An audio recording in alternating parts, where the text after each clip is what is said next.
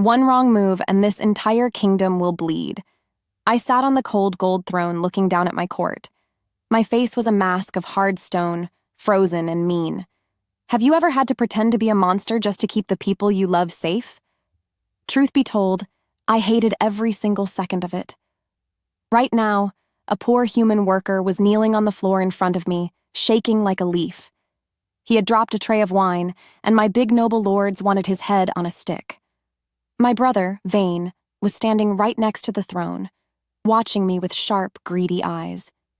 In that moment, I knew I had to act cruel, because the High Lords would kill this poor man themselves if I showed any mercy. I had to play the part of the ruthless Alpha King. Deep down, I knew the truth about this court.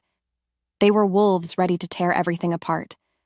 I remembered the day my parents died in a pool of dark blood right on these same marble floors.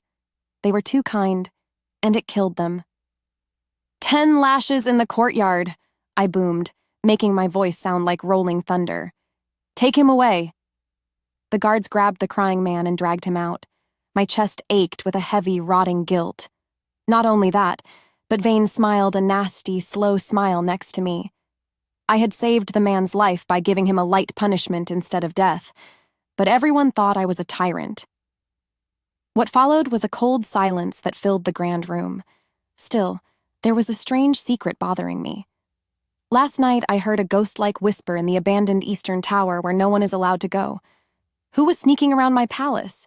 I had to find out before my enemies used it against me. As the court cleared, I caught a bizarre smell in the air. It was a cheap mix of harsh floor soap and lye. Yet underneath that bad soap, there was a tiny sweet spark of something else. This strange scent made my inner wolf kick against my ribs. Chapter 2. That night, the Grand Castle was dark and quiet as a grave. I walked through the lower stone hallways alone for my nightly security sweep. The stone walls were cold, and the air smelled like old dust and wet rain. I always keep my security very tight because my brother Vane wants to steal my crown. Moments later, I saw the human servants cleaning the floors. They all dropped to their knees and pressed their faces to the ground as I passed. They were terrified of me. With every step I took, I felt a deep, biting loneliness. But then, I saw her. She was a young servant girl, scrubbing the floor with a heavy brush. She kept her eyes locked on the soap bubbles, refusing to look up at me. As the wind shifted through an open window, I walked right past her. Without warning, my world tilted. Time stood still. Between one breath and the next, a wild, crazy shock ran straight up my spine. My inner wolf woke up instantly and started screaming inside my head. The harsh smell of her cleaning soap was loud, but my hypersenses pierced right through it. I caught a tiny hint of something deep, rich, and completely forbidden. It was the scent of a shifter. No, it was more than that. It was the scent of my fated mate. How could a simple human servant smell like my true mate? I stopped walking right next to her. The air thickened between us. I paused near the girl because my internal wolf was trying to tear its way out of my skin to claim her. She kept her head down, but her small hands were shaking on the wooden brush. I noticed a strange silver crest on the old rag in her bucket. It looked just like an ancient mark from a dead line of magic shifters. Where did a servant get that? She was hiding a massive secret. I wanted to lift her chin and make her look at me, but I could hear my guards marching down the hall. If my supremacist lords smelled what I just smelled, they would kill her on the spot. Without another word, I forced my heavy boots to move away, leaving her in the dark. Chapter 3. Come morning, the bright sun streamed through my private solar windows, but it did not make me feel warm. I was sitting at my desk, looking at secret papers about a dangerous human rebellion in the city. To make things worse, Vane walked into my room without knocking. He had a smug look on his face that made me want to rip his throat out. "The humans are getting bold, brother," Vane said, leaning over my desk. "We need to purge the servant quarters. Kill a few dozen to teach them a lesson." As the silence roared between us, I felt a cold anger burn hot in my chest. I smiled a fake, slow smile at my brother because a true king never lets his enemies see his cards. "No purges," I said, keeping my voice flat and icy. "We do not waste workers for no reason." Vane narrowed his eyes. his posture turning stiff. On the other hand, he did not know that I remembered the old stories of this kingdom. I remembered a kind servant who fed me bread when I was just a starving boy locked in a cell during the old coup. Humans had hearts, and I would not slaughter them. I refused the purge because killing innocents would break the fragile peace and start a war I could not stop. "You are getting soft, Kaelen," Vane hissed, turning around to leave. What's worse was the look in his eyes. He was planning something bad, and he was using the rebellion to do it. After he left, I called my head guard. I told him I needed a new personal servant in my private rooms. Someone who was not a noble. Someone quiet. I gave him the description of the girl with the soap and the hidden silver crest. I needed her where I could see her. I needed to protect her from my brother. As the palace bells began to ring, I knew I was bringing a beautiful danger right into my heart. Chapter 4. Loud iron sirens screamed through the stone halls, cutting the midnight quiet to pieces. An emergency alarm was blaring because an intruder had just breached the palace walls near the western gates. My royal guards were running everywhere like crazy, their silver armor clanking loudly against the dark walls. Have you ever felt your heart jump into your throat during a hunt? Without thinking, I sprinted down into the cold, deep wine cellars. Shadows danced between them, the tall wine barrels, making it hard to see anything clearly. Soon after, I heard a fast, light patter of feet rushing through the dark rows. I lunged, a blur of fur and fury, and grabbed a small figure trying to squeeze past a wooden crate. We slammed onto the cold stone floor together, twisting and turning in a wild scuffle. The intruder fought like a trapped wildcat, scratching my face and kicking hard at my chest. But then her hood fell back and the dim torchlight hit her face. It was Elara. Before she could move, she panicked and threw her hands up. In that moment, a blinding flash of bright, forbidden blue magic shot out from her fingers, hitting me right in the chest. Between one breath and the next, her defensive spell shattered the invisible barrier around her body. And just like that, everything changed. The air thickened. Time stood still. Her magic completely broke the fake chemical scent she used to wear. Suddenly, a massive wave of raw, wild starlight and sweet, rich earth exploded into my nose. It was the most beautiful thing I had ever smelled. My inner wolf pressed forward, roaring with a fierce, burning hunger inside my mind. She felt it, clear as day, and her eyes went wide with pure horror. She was my fated mate, but she was also a forbidden half-breed with lethal magic. Moments later, the heavy thud of military boots echoed from the cellar stairs. I could hear my guards approaching. I could hear their sharp swords drawing, and I could hear the immediate execution waiting for her if she got caught. To make things worse, a strange, rusted key slipped out of her pocket and clattered onto the floor. It was stamped with a strange, curling snake symbol I had never seen before. I snatched it up quickly and hid it because I couldn't let my guards find any clues. Before either could speak, the guards rounded the corner with glowing torches. Her body moved on instinct as she tried to shrink away from the light, but I gripped her waist tightly. Without another word, I pushed her small body behind a stack of massive oak barrels, covering her completely in my giant shadow. Chapter 5. Despite that dangerous risk, I stood tall and faced my head of security with a cold, mean glare. "This area is completely clear," I barked, making my voice sound like a solid wall of iron. "Go search the upper tower rooms right now." The guards bowed fast and ran away, their heavy footsteps fading back into the quiet night. In the stillness that followed, I turned back toward the dark alcove. Elara was standing there, flat against the cold stone wall. Her breath caught as I stepped closer, my golden eyes glowing bright in the dark. I remembered how she fought. I remembered how she glared. And I remembered how her magic burned. "You are a shifter half-breed," I whispered, my voice a low, rumbling growl. "And you have forbidden magic. Do you know what my lords do to people like you?" Her voice trembled, but her eyes were full of sharp, angry fire. They execute us, just like they executed my mother because she fell in love with a human. That short story made my chest ache with a sudden, deep pain. I remembered my own mother's soft voice before the assassins took her life, and it made me hate our cruel laws even more. Yet, I needed to know why she was sneaking around the castle walls at midnight. "What were you doing near the western gate, Elara? Tell me the truth," I demanded, gripping the stone wall beside her head. "I was trying to help my people," she spat out, her tone dripping with venomous defiance. "But someone inside this palace tricked me. I made a secret deal with a mysterious contact to keep my little brother safe, but it was a trap." She wouldn't tell me who made the deal, leaving a dark mystery hanging between us. Deep down, she knew the truth about my ruthless reputation, but she still refused to beg for her life. Instead of being afraid, she stood tall and looked at me like I was her worst enemy. Her bold defiance intoxicated my senses, making the space between us burn with a scorching desire. I should have locked her in a deep dungeon because the law demanded it. Rather, my protective wolf instincts took over completely.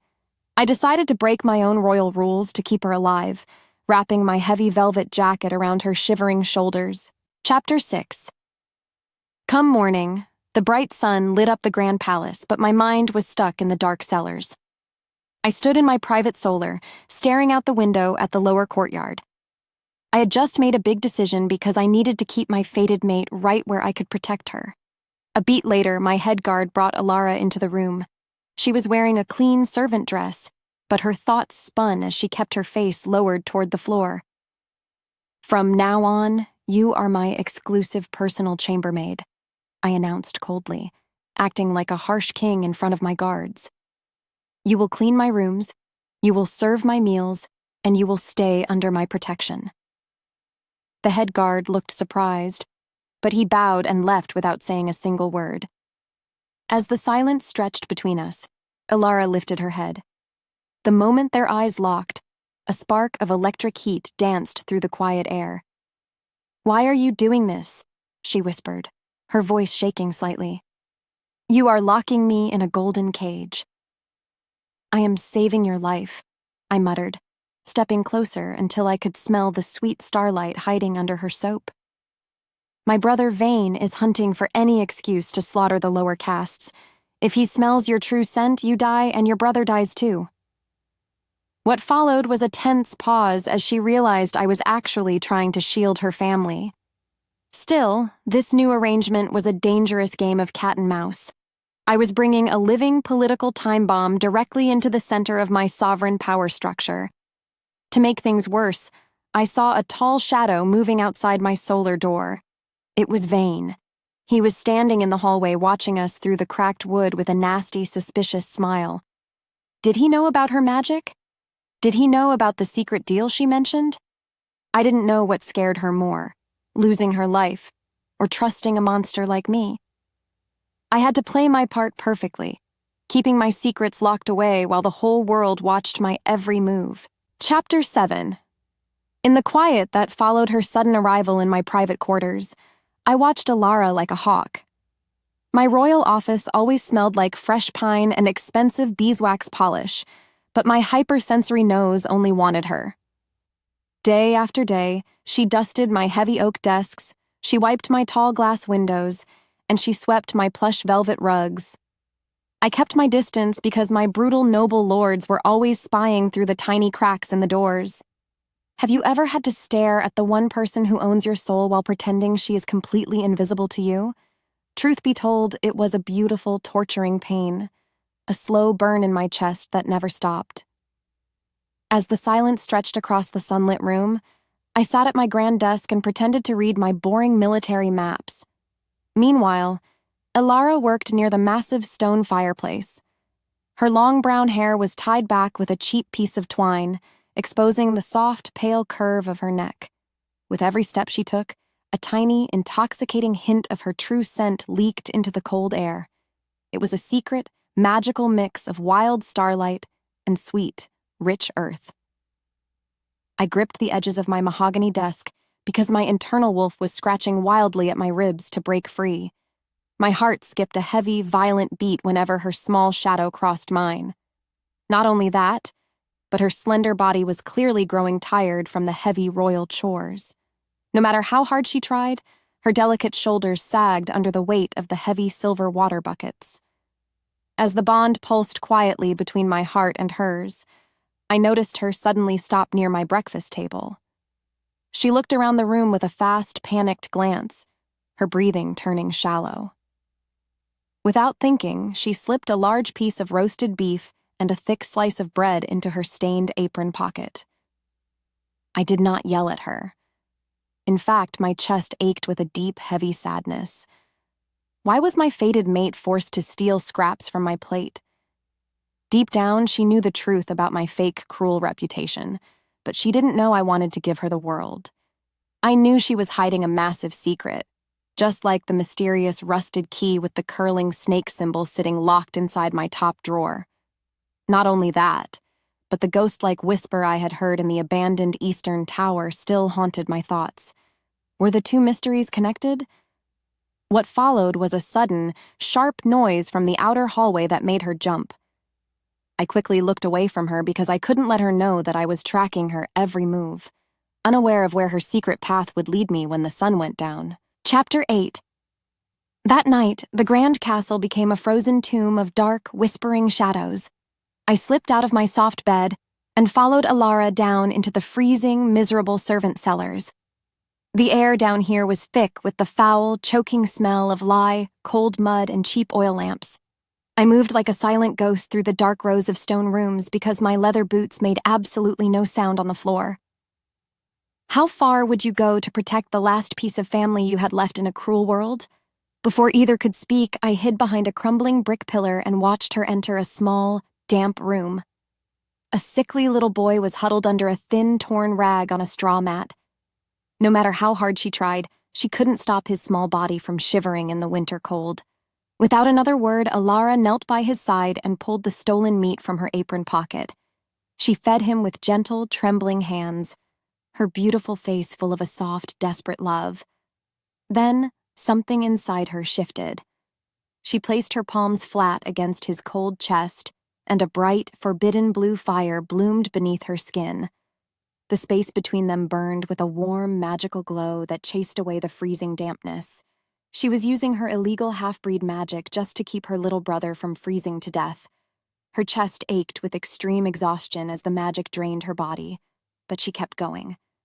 This beautiful, heartbreaking scene made me remember a dark story from my own tragic childhood. I remembered freezing in a dark stone cell after my parents were murdered. I remembered praying for a single spark of warmth, and I remembered the crushing weight of being completely alone in the dark. Because of that awful memory, my protective wolf instincts roared to life with an undeniable fury. As a result, I waited until she finally fell asleep beside the boy from total exhaustion. So, I stepped out from the dark shadows and gently laid a bundle of thick, royal wool blankets over both of them. I left the room quietly, knowing that my love for her was growing into a dangerous revolution that could destroy my throne before the next sun could even rise. Chapter 9. Come morning, a thick, gray fog rolled over the high castle walls, blocking out the sun. I was sitting in my private solar, trying to focus on my royal letters while Elara quietly organized my heavy bookshelves. But then, without a single warning, the heavy wooden door burst open. Vane strode into the room, his silver armor gleaming brightly, and his dark eyes full of a nasty, sharp curiosity. Instead of greeting me, my treacherous brother walked straight toward the bookshelves where Elara was standing. Under the weight of his stare, the air thickened into pure ice. I saw the way his fingers twitched. I saw the way his chest puffed out, and I saw the way his eyes locked onto her neck. He stepped directly into her personal space, trapping her small body against the heavy, dark wood. To make things worse, Vane reached out his hand and caught a long strand of her hair, bringing it close to his nose. "You have a new toy, Kaelen," Vane purred, his deep voice dripping with a predatory threat. A low, rumbling growl vibrating in his chest. But she smells strange. There is a weird chemical scent on her skin, almost like she is hiding something from us. Before she could move, my inner wolf screamed for blood. Rather than attacking him publicly, I forced my face to stay completely flat and cold. I had to project absolute indifference because a single display of anger would prove she mattered to me. "She is just a stupid human servant, Vane," I said, my voice sounding like a hard piece of stone. "Step away from her, now, and state your business." Moments later, Vane let go of her hair and smiled a slow, wicked smile. He forced her to pour him a glass of heavy red wine, watching her small hands shake with a sick pleasure. Not only that, but his hyper-focused gaze told me he was hunting for her secret. Between them, something cracked, a dangerous realization that my brother smelled a mystery he wanted to exploit. Vane left the room with a dark laugh, leaving me alone with my trembling mate as the true danger of our situation became crystal clear, forcing us into a corner where we would have to strike back or burn. Chapter 10. That night, the grand library was pitch black except for a few dying embers in the stone fireplace. I paced back and forth across the thick rugs because my mind was spinning like a wild storm after Vane's recent threats. Soon after, the heavy wooden door creaked open, and a soft shadow stepped inside. With his scent in the air, or rather, her intoxicating scent filling my lungs, my inner wolf woke up instantly. Elara stood there holding a stack of leather books, but her eyes were wide with a deep, hidden fear. Have you ever wanted to pull someone into your arms just to stop the whole world from hurting them? As the silence stretched between us, I closed the distance between our bodies with slow, heavy steps. In that moment, she dropped the books onto a nearby table and the loud thud echoed against the tall walls. As if pulled by a string, she stepped closer to me, her breathing turning fast and shallow. The space between them burned with a hot electric hunger that we could no longer hide. Without thinking, I reached out and cupped her soft cheek with my rough, calloused hand. Her skin felt like warm silk against my frozen fingers, a beautiful contrast to the cold armor I wore every single day. Just like that, everything changed. Time stood still as I looked down into her beautiful, swirling eyes. Before either could speak, I leaned down and pressed my lips against hers in a fierce, burning kiss. It was a desperate, hungry convergence of two lonely souls trapped in a hateful kingdom. As fire bloomed beneath her skin, she wrapped her small arms around my neck and pulled me closer. Her wolf pressed forward inside her spirit, and I could feel its wild power humming against my own massive chest. We hid in the deep shadows of the bookshelves, sharing a hot, steamy rendezvous that made me forget about my crown, my enemies, and my heavy burdens. In the quiet that followed, we finally parted for air, our chests heaving in the dark. Her voice trembled as she rested her forehead against mine, her small hands clutching my tunic. "Kaelen, you have to listen to me," she whispered, her eyes flashing with a sudden panic. "The human insurgents are planning a massive attack on the Western Armory wall at midnight tonight." Deep down, she knew the truth that I would protect her, which was why she was risking her life to give me this secret, because she trusted me. She told me she overheard the rebels talking in the lower cellars while she was cleaning. What followed was a sudden chill in my veins because the Western Wall was the weakest spot in our defense. I gripped her shoulders tightly, realizing she had just handed me the key to saving my people. Without another word, I kissed her forehead and prepared to face the bloody battle waiting for me in the dark. Chapter 11. Moments later, I was running through the dark, rainy courtyard toward the Western Armory. The midnight air was cold, and heavy raindrops lashed against my silver armor like tiny, sharp needles. I hid in the deep shadows of the stone wall because I needed to catch the intruders by surprise before they could damage the castle. Without warning, 3 hooded rebel figures climbed over the high iron fence, holding sharp steel blades that gleamed in the dark. They moved fast, trying to break the heavy iron locks on the armory door. A growl rose in my throat as my inner wolf took complete control of my muscles. I lunged out of the dark, a blur of pure fury and crushing power. In the span of a breath, I slammed the first rebel into the floor. I knocked his weapon away, and I pinned his arms down. The second intruder swung his sword at my neck, but my reflexes were too fast for a normal human. I ducked low, swept his legs out from under him, and punched him hard in the jaw until he went completely limp. The third rebel, the leader, tried to run away into the dark alley, but I sprinted after him like a predator chasing a scared rabbit. I tackled him to the ground, pinning his heavy shoulders down with my massive hands. He whimpered in fear as my golden eyes glowed brightly in the rainy night.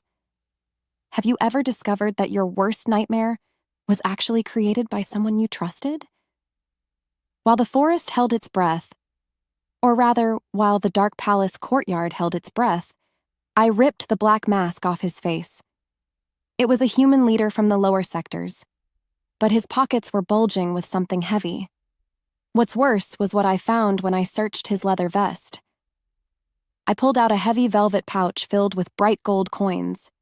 As the truth unraveled, my heart stopped beating for a terrifying second. Each gold piece was stamped with a unique, curling snake symbol and my brother Vane's personal royal seal. Because of that awful discovery, my entire world shattered into a million pieces. The human rebellion was not real.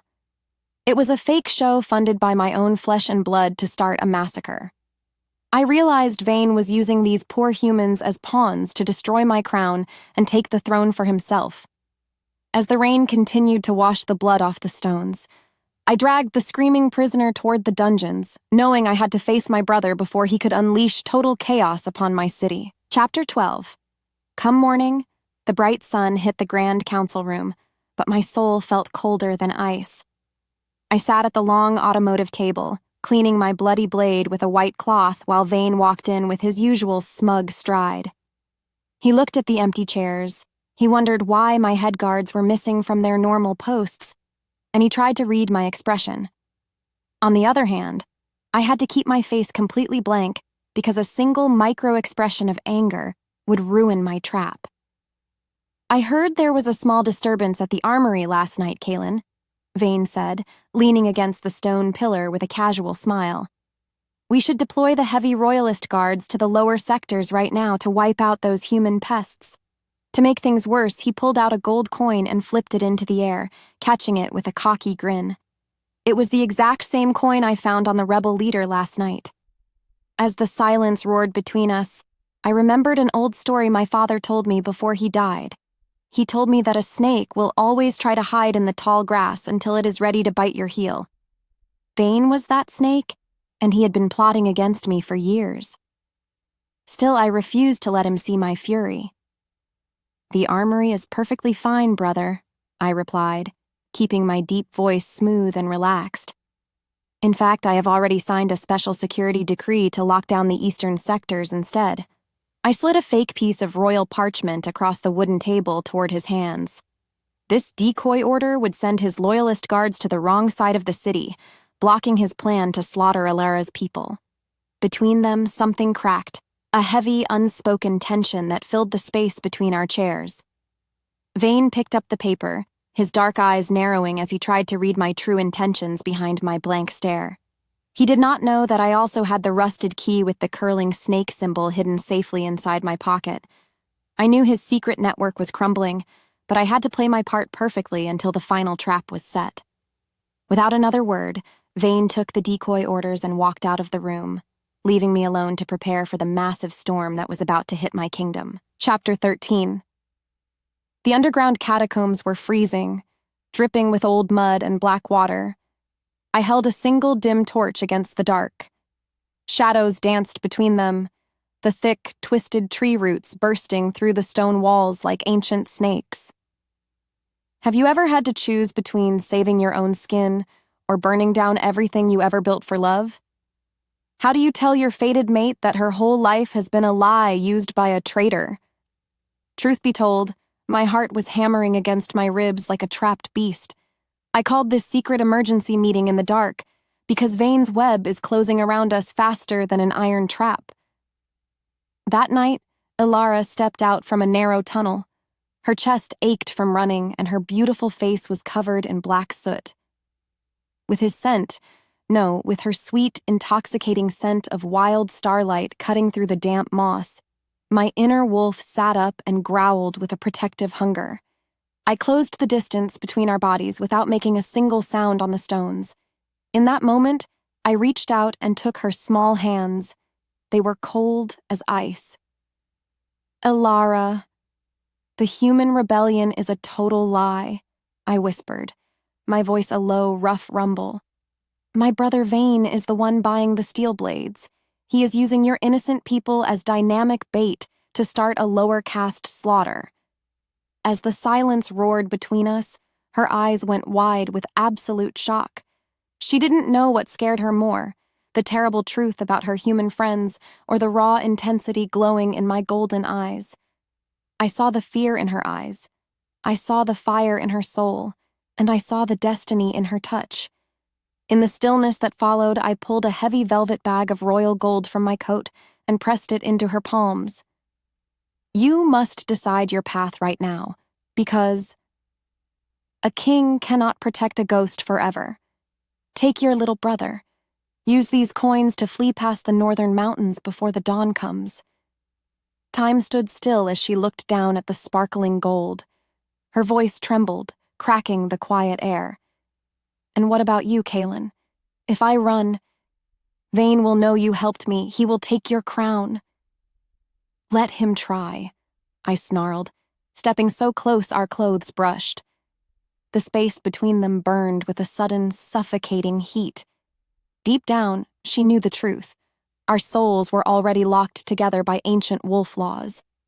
Between one breath and the next, she dropped the heavy gold bag onto the floor with a loud clang.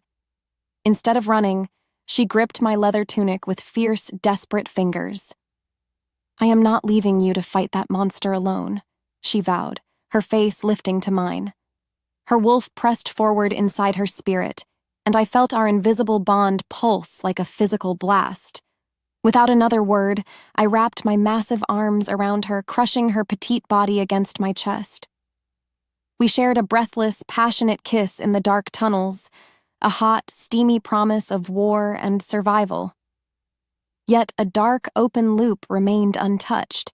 An ancient prophecy Vane kept muttering about a star-marked half-breed who would destroy the Blood Moon throne. Did Vane already know she was the magic child from the old legends? I kept that terrifying thought hidden as we parted, knowing our path was set toward a bloody war. Chapter 14. Soon after our meeting, Elara gave me the secret layout of the lower vaults where the illegal weapons were moving. We moved through the deep palace basement in total silence. Because the castle stones have ears. I had my trusted spy master with me, but a secondary open loop haunted my mind. Someone in my own inner circle of guards was whispering secrets to my brother, and I didn't know who the traitor was. We had to act fast before our hidden enemy could alert Vane to our counterstrike. Moments later, we reached the abandoned iron storage room near the old sewers. The air smelled like rust, wet hair, and stale sweat. 3 of Vane's loyalist captains were unloading heavy wooden crates from a secret tunnel cart. I could see the sharp steel tips of forbidden crossbows peeking out from the straw. Vane wanted these weapons hidden in the servant quarters, because a bloody frame-up would force my high lords to demand my immediate abdication. Without thinking, I surged forward, a blur of pure alpha muscle and savage speed. I lunged, a streak of black leather and flashing steel. In the span of a breath, I slammed my elbow into the first captain's jaw, knocking him out cold before he could even yell. The second guard drew his sword, but my reflexes were far too fast. I blocked his wrist, twisted his arm until the bone popped, and drove him into the hard floor. The third smuggler tried to run back into the sewer pipe, but my hand clamped onto his collar like an iron vice. "Who gave you these orders?" I growled, slamming him against the damp stone wall. "Lord Vane!" the guard choked out, his face turning entirely purple under my tight grip. "He paid us to plant them in the human kitchen boxes." Because of that confession, my fury boiled over like hot lava. We dragged the unconscious smugglers into a deep lockup and set fire to the wooden weapon crates. The black smoke rose toward the ceiling, burning my throat with a bitter taste. We fought for her safety, we fought for her brother's life, and we fought for the future of our broken kingdom. It was a major tactical success that brought us closer to stopping the coup. But then, the high palace bells began to ring a wild, frantic alarm above our heads. The heavy sound echoed down the dark stone pipes, making the floor vibrate under my boots. A beat later, my spy master rushed back into the vault, his face completely white, and his breath coming in short gasps. "King Kaelen!" he shouted, his voice full of sheer panic. "Lord Vane just discovered the weapons are missing. As a result, he has ordered an immediate, brutal military lockdown of the entire lower servant sector to find the thieves." What followed was a sharp spike of icy terror in my veins. Elara's little brother was trapped down there in the middle of Vane's bloodthirsty soldiers. I drew my heavy royal sword, my golden eyes flashing with a lethal light as I charged up the stone stairs toward the sounds of screaming. Chapter 15. Come morning, the lower servant sector was a chaotic scene of pure, unadulterated nightmare. Heavy iron gates were slammed shut, locking hundreds of terrified humans inside the narrow, smoky streets. Vane's supremacist guards were tearing the wooden houses apart, throwing furniture into the mud and beating anyone who got in their way. Have you ever seen the innocent suffer just to satisfy the greed of a tyrant? With every step he took, or rather, with every step I took through the panicked crowd, my inner wolf screamed for absolute violence. I pushed through the crying women and shouting men until I reached the center of the servant square. There, Vane was standing in his gleaming silver armor, holding a terrified little boy by the scruff of his neck. It was Elara's sick younger brother. Elara was kneeling in the dirt nearby, her body moving on instinct as she tried to reach him, but two heavy guards held her arms pinned back. "This brat is carrying a suspicious silver cloth," Vane shouted to the gathering crowd of high nobles who had come to watch the purge. "He is an insurgent courier. I will execute him right here to protect our crown."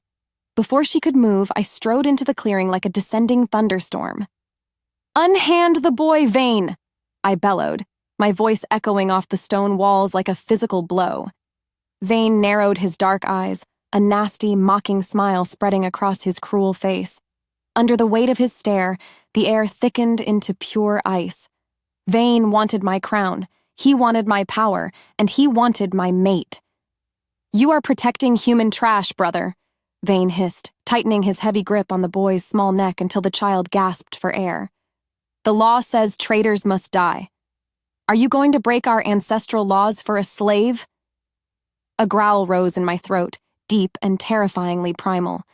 I unleashed my full, suffocating alpha aura across the entire square, because an alpha protects the pack's weakest pups from predators. The massive pressure of my supernatural power hit the courtyard like a tidal wave. The guards' knees buckled, the horses whimpered, and even Vane stumbled back a step, dropping the little boy into the mud. "I am the law," I roared, stepping between my brother and the shaking child. "Touch them again, and I will feed your heart to the crows." The tension broke for a tiny second as Vane's soldiers lowered their spears in fear of my raw power. I managed to force them to stand down temporarily, protecting my mate's family from immediate death. Even so, I caught the look of absolute venomous calculation returning to my brother's eyes. He looked at me. Then he looked at Elara, and a slow, horrific realization lit up his face. As the sky darkened with heavy rain clouds, Vane leaned in close to my ear, his whisper dripping with a deadly new secret that threatened to shatter our lives completely. Chapter 16. I watched my beautiful world burn to ash in a single second. To make things worse, we were standing in the middle of the grand ballroom during a royal feast. The air thickened with the rich smell of roasted meat and heavy berry wine. In that moment, the grand oak doors slammed open with a loud, terrifying crash. My treacherous brother Vane marched into the room, and he was dragging Elara by a heavy iron chain wrapped around her delicate neck. Without warning, a collective gasp rippled through the crowd of high noble shifters. Have you ever seen a pure nightmare walk right into a room full of happy people? Vane smiled a wicked, sharp smile, because he knew he finally had the perfect trap to destroy me. He dragged my poor fated mate onto the center stage, forcing her onto her knees on the cold marble floor. No matter how hard she tried, she could not break free from the heavy grips of his elite supremacist guards. "Look at this human servant!" Vane bellowed, his voice echoing off the high golden ceilings like a thunderclap. Before either could speak, Vane pulled out a dark, glowing nullification stone and snapped it directly onto her slender wrist. Just like that, A wild, blinding explosion of forbidden blue magic shot out of her skin, screaming like a trapped ghost before it died. As the truth unraveled, her fake chemical soap scent vanished into thin air. What took its place was a massive wave of raw starlight, sweet wild honey, and deep forest earth, the undeniable scent of a high-tier shifter. With his scent in the air, no, with her pure scent filling the entire room, every single Alpha Lord stood up with a furious roar. They smelled her power, they smelled her blood, and they smelled her illegal half-breed nature. Between them, something cracked in the social order of the Blood Moon Court. "She is a half-breed monster with forbidden magic," Vane shouted, pointing his flashing silver blade right at her trembling chin. What followed was a wave of pure, red-hot fury washing over the noble lords. Vane turned his greedy eyes toward my throne, his chest puffing out with a proud, evil energy. "Our ancient ancestral charter says all magic half-breeds must be executed immediately," Vane hissed, his tone dripping with cold triumph. "King Kaelen, you must kill this slave yourself to prove your loyalty, or you must forfeit your crown right now." My heart skipped a terrifying, agonizing beat as my inner wolf clawed at my chest to rip Vane's throat out. As the silence roared, I looked down at Elara, her beautiful eyes filled with tears but still flashing with a brave, defiant light. "Choose, brother," Vane mocked, his face twisted in absolute glee. "Will you protect our pure bloodlines? Or will you let this disgusting magic servant steal your mind?" Under the weight of his stare, my hands shook against the gold armrests of my throne. I remembered a sad story from my youth about a young guard who tried to save a human girl, and the High Lords tore his limbs off right in front of the palace gates. I knew my noble lords would start a massive civil war right now if I leaped down to save her because they were completely blinded by their traditional hatred. Her breath caught as Vane raised his heavy sword, resting the cold metal against her soft neck. Time stood still as I looked at the dark, open loop of our destiny. The ancient prophecy about the star-marked half-breed who would break the throne was finally coming true right before my eyes, but I still didn't know how to stop the fast-approaching slaughter. This terrible trap forced me into a dark corner where my royal words were completely useless, leading directly to the worst betrayal my council could ever inflict upon me. Chapter 17. After that horrible display in the ballroom, Vane called an emergency closed-door council session in the high tower. I sat at the head of the long stone table, but my power felt like a joke because my closest advisors were all staring at me with cold, disgusted eyes. Soon after, my oldest advisor, Lord Marcus, stood up and slammed his wrinkled fists onto the wooden table. "You have brought a dangerous plague into your own chambers, King Kaelen," Marcus yelled, his gray wolf ears pinning back against his head. Despite that long history of loyalty between us, he was completely turning his back on me to save his own skin. "We cannot support a king who harbors a magic-wielding half-breed mate," he muttered with absolute finality. What's worse was that Vane had already bought the loyalty of my personal royal guard with his stolen rebel gold. Moments later, 6 of my own elite soldiers marched into the council room with their heavy iron spears pointed straight at my chest. I lost my crown, I lost my guards, and I lost my freedom in the span of a single heartbeat. Have you ever felt the cold sting of a betrayal from the very people you bled to protect? By the time I could even stand up to fight them, Vane stepped forward and snapped the heavy golden crown right off my head. "You are temporarily stripped of your command, brother," Vane laughed, his deep voice filled with a sickening royal authority. Instead of letting me walk free, he ordered his men to lock me inside my upper solar under a heavy 24-hour guard. What followed was a brutal command that tore my entire soul out of my body. "Take the magic slave girl down to the high-security execution cellars," Vane ordered, his dark eyes flashing with a murderous joy. "Come morning, she will be beheaded in the public courtyard to cleanse our kingdom's blood." As the silence stretched between us, I lunged forward with a furious roar, but 3 heavy guards tackled me back onto the stone floor. They bound my wrists in thick silver chains, their heavy metal boots scraping loudly against the polished floor. Because of that crushing defeat, I was forced to watch through the iron bars of the council doors as Elara was dragged away into the dark. She was kicking and screaming my name, her small fingers reaching out for me until the heavy iron doors slammed shut with a sickening boom. Her name hung in the air like a beautiful, tragic song that broke my heart into 1,000 bloody pieces. Vane leaned over the table, his breath smelling like sour wine and rotten meat. "You played a good game, Kaelen, but you forgot that a king without a court is just a lonely wolf waiting for the winter to kill him." A growl rose in my throat, making the stone walls vibrate with my raw alpha anger. I wanted to tell him about the secondary open loop, the hidden spy in our family lineage who originally gave our parents to the assassins. But I kept my mouth shut because I needed him to think I was completely broken and defeated. Her soul answered my internal panic with a faint dying pulse through our mate bond, a tiny whisper of love that made my chest ache with absolute desperation. Locked behind the heavy oak doors of my high solar, I fell into a deep pit of pure despair, entering the darkest night of my soul. Chapter 18. That night, the high solar was as dark and cold as a winter grave. I sat alone on the floor with my back against the locked wooden door, staring out the high window at the red light of the rising blood moon. The space between them burned. No, the space in my empty chest burned with a horrible, ripping agony. No matter how hard she tried, Elara could not save herself from the deep cellars below, and it was entirely my fault. Have you ever sat in total darkness and realized that your entire life has been a giant, cowardly mistake? As the silence roared around me, I went on a psychological deep dive into my own twisted mind.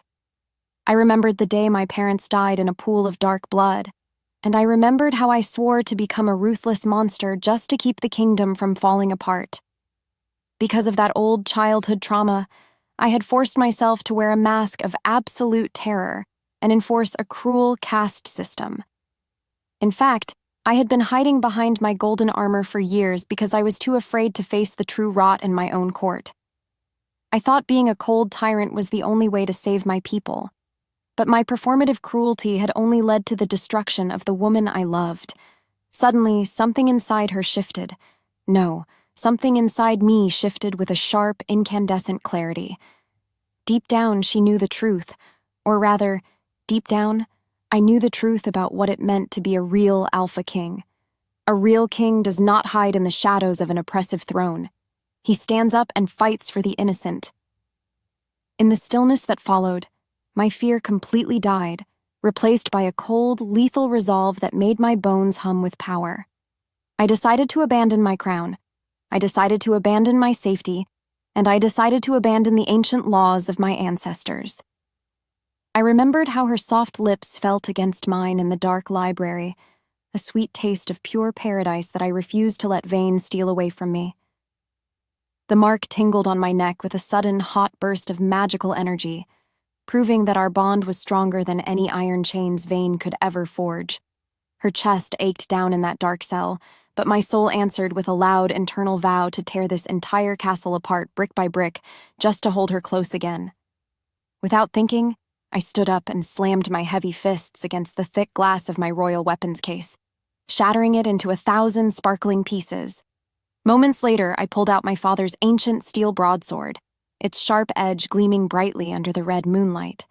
I strapped on my heavy leather chest armor, I sharpened the long blade with a dark whetstone, and I prepared my mind for a suicidal rescue mission. I knew I was walking straight into a death trap, but I would rather die as a real man standing beside my mate than live as a soulless monster on a fake throne. As the sky darkened with the final hours of the night, I looked out at the courtyard execution block down below. The wind carried his name, or rather, the wind carried her soft cries from the dungeons, filling my nose with her beautiful scent of wild starlight one last time. I slipped into the secret wall passage behind the grand tapestry, holding my blade tightly as I moved down to start a wild, bloody revolution that would change our world forever. I descended into the deep, breathing darkness of the stone passages, ready to strike my final blow or die trying. Chapter 19. I would rather tear my own flesh apart than let my fated mate die on a cold stone block. Without thinking, I dropped down from the narrow stone ceiling shaft and landed hard on the dusty floor of the lower servant kitchens. The air here was thick with the heavy smell of burnt flour, cold grease, and old vegetable skin. In that moment, a dozen human cooks and cleaners froze in absolute terror, their wooden spoons and metal knives clattering loudly onto the tables. Have you ever had to look into the eyes of the people you hurt and show them your real bleeding heart? Truth be told, I knew they saw me as a monster because I had spent years pretending to be a heartless tyrant just to keep my high lords from killing them all. As the silence roared through the dark kitchen, I did something that no alpha king has ever done in the history of our world. I dropped to my knees right in the middle of the wet dishwater on the floor, lowering my heavy steel sword to the stones. "I need your help," I whispered, my deep voice cracking with a raw, desperate pain. What followed was a wave of pure shock that washed over the crowded room. Old Clara, the head human cook who had worked in the palace since I was a little boy, stepped forward with shaking legs. Under the weight of my stare, she looked at my glowing golden eyes and saw that my cruel mask was completely gone. "My brother Vane is going to execute Elara at dawn," I told them, my chest aching with a tight, crushing weight. I confessed my big deceptions. I confessed my secret love for her, and I confessed my deep shame for enforcing those wicked caste laws for so long. I shared a quick story about how Elara had used her own forbidden magic to warm her sick little brother in the cellars, proving to them that she was the real heart of this kingdom. Because of that beautiful sacrifice, the humans began to murmur among themselves, their fear turning into a strange, bright spark of anger. Next, an old human blacksmith named Thomas stepped out from the back of the pantry, holding a heavy iron hammer. "The noble wolves think we are just invisible ghosts who wash their floors," he said, his voice rough and hard as rock. At the same time, I realized their invisibility was actually our greatest tactical weapon, because Vane's proud guards never paid any attention to the slaves carrying the trash boxes. If we worked together, we could build a hidden trap right under my brother's nose. Without another word, Thomas reached down and grabbed my hand, pulling me up from the dirty floor as a brand new alliance was born in the dark. Chapter 20. Come morning, the High Palace was a buzzing hive of nervous energy as the final hours ticked away.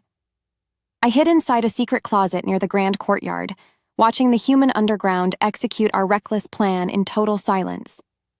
They moved through the hallways like quiet shadows because they knew a single mistake would mean an immediate execution for every slave in the city. Meanwhile, the noble lords were all gathering in the upper galleries, wearing their fine silk cloaks and laughing about the bloody show that was about to happen. To make things worse, my inner wolf was scratching wildly at my ribs, his wild instincts screaming at me to run out and fight the guards right now. I had to fight down my own panic because a bad leader rushes into a fight without a smart strategy. Soon after, Thomas and his men sneaked into the lower gears of the main palace drawbridge. They used their heavy iron tools to secretly jam the massive iron chains, making sure Vane's external military reinforcements would be locked outside the castle walls when the battle started. At the same time, the human maids were quietly moving through the guard barracks, slipping sleeping powders into the wine jugs of the supremacist soldiers. I saw their bravery, I saw their focus, and I saw their absolute trust in a king who had failed them for years. This incredible sight made me face my very last internal hurdle, destroying the tiny voice in my head that whispered humans were too weak to stand beside wolves. But then, a loud, heavy tolling sound boomed through the air, making the wooden walls shake against my back. The death bells were beginning to ring throughout the city, signaling that Elara was being marched out to the public arena. With every heartbeat, my pulse raced faster and faster until my skin felt like it was on pure fire. I gripped my father's ancient broadsword, my knuckles turning entirely white against the leather handle as the dark open loop of my destiny tightened around my neck. I still didn't know if the ancient prophecy about the star-marked half-breed breaking the throne meant she would survive the day, or if we were both walking straight into a bloody grave. Even so, I pushed open the hidden door and stepped out into the bright, blinding sunlight of the courtyard, ready to face the final showdown of my life. Chapter 21. The grand execution courtyard was a sea of bright silver armor and bloodthirsty noble faces. In the span of a breath, I slipped through the back rows of the crowd, my eyes locking onto the center of the stone arena. Elara was tied to a heavy wooden post, her beautiful head bowed and her long brown hair flowing around her bare shoulders. What's worse was the giant executioner standing right next to her, holding a massive steel axe that sparkled brightly under the hot morning sun. My brother Vane was sitting on a high velvet platform above the crowd, looking down at her with a smug, victorious smile that made my blood boil like hot oil. Have you ever felt a primal, savage fury that completely takes over your mind until you can't feel pain anymore? Before she could move, the executioner raised the heavy axe high into the air, the sharp metal catching the light. As if pulled by a string, my body moved on instinct, and I let my inner alpha wolf take complete control of my muscles. "Stop!" I roared, my voice sounding like a massive explosion that shook the entire stone courtyard. Without another word, I leaped over the iron railing and landed right in the center of the dirt arena, drawing my father's giant blade with a loud, metallic ring. Just like that, everything changed in the blink of an eye. The noble lord screamed in total confusion. Vane jumped up from his chair in shock, and the guards instantly raised their long spears toward my chest. When her name left his lips, no, when her eyes locked onto mine, a massive wave of electric heat blasted through our mate bond. Elara lifted her head, her beautiful face covered in dirt, but her eyes shining like two bright stars in the dark. "Kaelen!" she cried out, her voice trembling with a mix of pure horror and desperate hope. Vane looked down at me from his high platform, his face twisted in a nasty, furious scowl. "You are a fool, Kaelen!" he shouted, his deep voice vibrating with a dangerous growl. "You are a king without a crown, and you have brought an army of slaves to a wolf fight." Rather than answering him with words, I pointed my flashing blade straight at his treacherous heart, because the time for talking was officially over. A beat later, Thomas and the human rebels pulled their hidden blades from their aprons and attacked the guard towers, cutting the ropes to the main gates with a loud crash. The space between them burned with a sudden, chaotic explosion of flying arrows and roaring wolves as the final war for our kingdom officially erupted all around us. Chapter 22. Blood and silver clashed under the gray morning sky. I hacked my heavy sword through a royalist guard's shield, sending him flying into the dirt. Without warning, 2 more soldiers rushed me with sharp spears. I spun fast, a blur of wild muscle, and smashed their weapons into pieces. Have you ever had to fight like a real demon because the person who owns your soul is seconds away from death? In that moment, I did not feel any pain from the cuts on my arms. I only cared about reaching the center of the arena. With every step I took toward Vane, the mud splashed against my heavy leather boots. The air smelled like hot sweat, copper blood, and wet smoke. Meanwhile, the human rebels were fighting bravely against the cruel noble wolves. Thomas was swinging his massive blacksmith hammer, smashing the guard towers down to the ground. Because of that distraction, the enemy line began to break apart. I sprinted up the wooden stairs of the royal platform, my golden eyes locked right on my brother's throat. Vane drew his dark steel blade, his face twisted in a nasty, panicked scowl. Before either could speak, our swords met with a loud, ringing scream of metal. He pushed me back with his heavy shield, laughing like a madman. "You are too late, Kaelen," Vane hissed, his breath smelling like sour wine. "The High Lords will never accept a king who loves a half-breed slave." To make things worse, Vane pulled a strange, black-handled dagger from his belt. The moment their eyes locked, or rather, the moment I saw that blade, my heart stopped beating. The handle was carved with a curling snake symbol. It was the exact match to the rusted key sitting inside my pocket. As the truth unraveled, a cold wave of pure horror washed over my mind. I remembered the dark night our parents were murdered in their beds. I remembered the strange snake crest found on the assassin's cloak. I remembered the missing keys to the royal vault, and I remembered how Vane magically survived the attack, without a single scratch. "It was you," I growled, my voice a low, rumbling growl that made the wooden platform shake. "You used that snake key to open the secret back doors. You let the killers inside our parents' room because you were always too impatient to wait for the crown?" Vane smiled a slow, wicked smile, confirming my worst fears. They were soft, Kaelen, just like you. They wanted to give the humans rights, so they had to die. And just like that, everything changed. The final open loop of my past was completely solved. My own brother was the vile traitor who slaughtered our family. My fury exploded like a volcano. I lunged forward with a savage roar, my heavy sword raining down a fast, brutal storm of blows against his shield. I fought for my murdered mother, I fought for my dead father, and I fought for my beautiful mate. A beat later, his shield shattered into 1,000 flying splinters under my raw alpha strength, forcing him back toward the edge of the high drop. Chapter 23. Moments later, Vane stumbled backward onto the railing, his dark eyes wide with sudden terror. But then, he looked down at the courtyard and saw Elara still tied to the wooden post.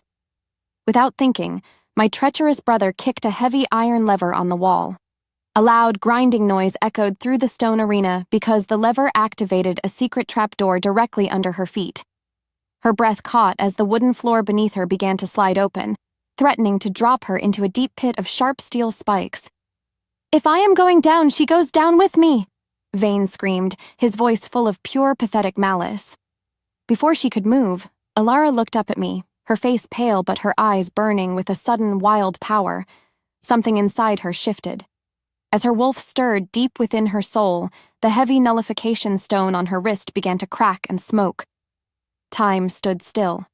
She did not scream. She did not beg. And she did not give up. As fire bloomed beneath her skin, a massive explosion of brilliant, blinding blue magic blasted out from her body like a supernova. The heavy iron chains binding her wrists shattered into tiny pieces, raining down into the dirt. As the silence roared, the ancient prophecy finally came true right before our eyes. The old legend said a star-marked half-breed would come to completely break the Blood Moon throne. Vane thought it meant she would destroy our physical kingdom, but he was completely wrong. She was breaking the old, corrupt throne of oppression.